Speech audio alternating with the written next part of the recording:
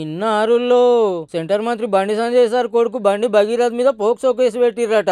భగీరథ్ నన్ను 2-3 మాటలు బలిమి చేసిండు, ఆయన మీద కేసు పెట్టురని నిన్న అర్ధరాత్రి ఓ 17 ఏళ్ల ఆడవిల్ల పట్నం పేట్ బషీరాబాద్ పోలీస్ స్టేషన్ కు వచ్చి కంప్లైంట్ ఇస్తే మోదాలు తీసుకోలేదట.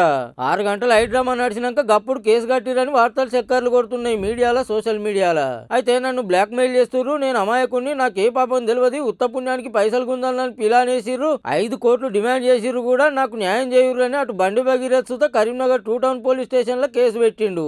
దోస్తులతో పరిచయం అయిందట అమ్మాయి. దోస్తులన్నాక గుళ్ళు గోపురాల కాడికి పోయినప్పుడు ఫోటోలు వీడియోలు తీసుకోమా, అవో గవి చూపెట్టి నన్ను పెళ్లి చేసుకుంటావా లేదంటే 5 కోట్లు ఇస్తావా అంటుర్రట.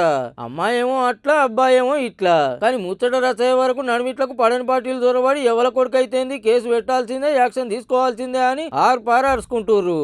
కేంద్ర మంత్రి గారు కొడుకా లేకపోతే ఎవరి కొడుకని కాదు, తప్పు చేసినప్పుడు తప్పకుండా సామాన్యుడికి ఏ చట్టం ఉంటుందో ఆయన కూడా అదే చట్టం ఉండాలి. ఎవరైతే కంప్లైంట్ ఇచ్చిండ్రో కంప్లైంట్ రిసీవ్ చేసుకోవాలి, ఖచ్చితంగా ఫోక్సో కేసు పెట్టాల్సింది.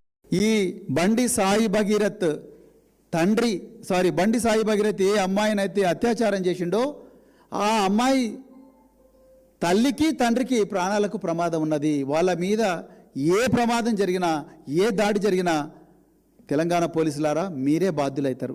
ఇట్లుంటే రేపు ప్రధాని మోడీ సార్ వస్తుండే హైదరాబాద్ కు.